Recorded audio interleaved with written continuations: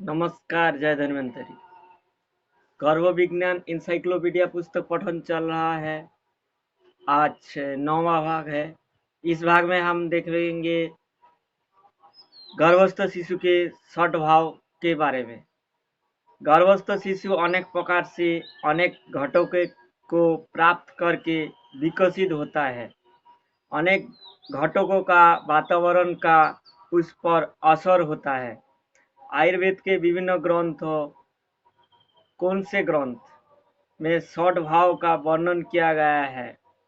किस भाव से शिशु के किस अवयव पर क्या प्रभाव पड़ता है, इसका विस्तार से वर्णन किया गया है।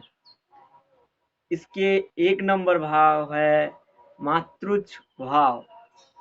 वैसे तो बच्चे का पूरा शरीर माता की कोख में ही निर्मित होता है, विकसित होता है, इसलिए सर्वप्रथम भाव मातृच भाव कहा जाता है, जो माता की ओर से प्राप्त होता है। विशेषतः माता की ओर से प्राय अंग प्रत्यंग का वर्णन ग्रंथों में मिलता है, जैसे मांस, रक्त, मज्जा, हृदय, नाभि, यकृत, प्लीहा, आंत्र और गुदा, ये सभी मातृच भाव है। दूसरा है पितृच भाव।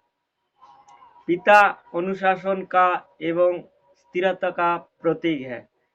पिता की ओर से केश, अस्थि, रक्त, दांत, शीर, स्नायु और शुक्रों की प्राप्ति होती है। ये सभी पितृच भाव है। शिशु के इन सभी अंगों पर पिता के अंगों का विशेष प्रभाव रहता है। तीसरा है रसज भाव, फूड। गर्भावस्था में आहार रस का अधिक महत्व है। गर्भ की स्थिति या विकास का आधार गर्भावस्था में सेवन किए हुए रस पर निर्भर रहता है। गर्भावस्था में गर्भिणी ने जिस प्रकार के रस का सेवन किया होता है, उस पर गर्भ का विकास का आधार रहता है। शरीर की पुष्टि, तुष्टि, उत्साह इत्यादि रस के कारण ही होता है।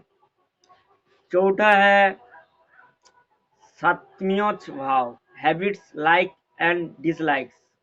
बचपन से लेकर गर्भावस्था तक माता या पिता जिन वस्तुओं के आदी हो, उन्हें जो रुचिकर अरुचिकर हो, विशेषकर आहार के विषय में, वही गर्भस्थ शिशु को भी प्राप्त होने की संभावना रहती है। आरोग्य, उत्साह, दृढ़ता, शौर, संपन्नता इत्यादि एवं विशेष विषय में रुचि अरुचि होना, ये सात्विक भाव कहा जाता है। पांचवा है आत्मज भाव। विशेष स्थान पर जन्म लेना आत्मा की अधीन होता है।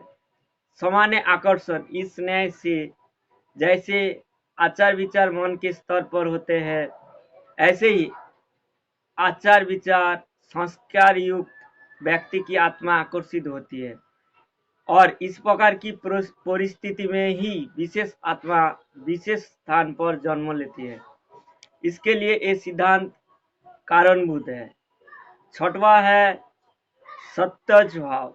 सत्तज भाव अर्थात गर्भावस्था में किए गए विचार, पठन एवं प्रवृत्तियों का गर्भस्थ शिशु पर प्रभाव। इस भाव को मानस भाव कहा जाता है। गर्भस्थ शिशु पर जिस प्रकार आहार विहार का प्रभाव पड़ता है, उसी प्रकार मानसिक विचारों का प्रभाव भी पड़ता है। इसे सत्तज भाव कहा जाता है। इन सभी भाव का बहुत ही गहरा प्रभाव गर्भ पर होने का कारण ये 6 भाव अत्यंत आवश्यक है। अस्तु, नमस्कार। जय आर्य, जय आर्य, जय आर्य, जय आर्य।